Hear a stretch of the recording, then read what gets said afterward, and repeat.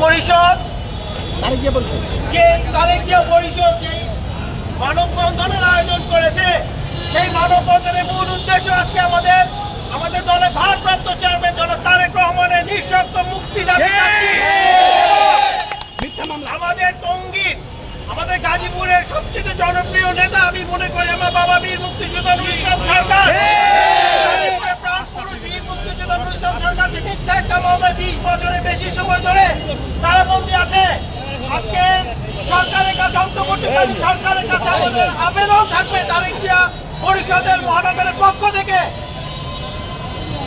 জনাব তারেক রহমানকে এবং জনাব বীর মুক্তিযোদ্ধা নুরুল ইসলাম সরকার অবিলম্বে নিঃশর্ত মুক্তি দাবি করে এবং মুক্তি দিয়ে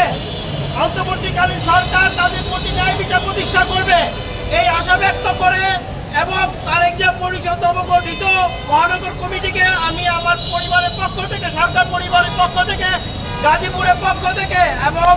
ঢাকা কেন্দ্রীয় মহানগরের পক্ষ থেকে, কেন্দ্রীয় তারেক জিয়া পরিষদের পক্ষ থেকে ধন্যবাদ জানাচ্ছি। আজকে ধন্যবাদ জানাই আমাদের কেন্দ্রীয়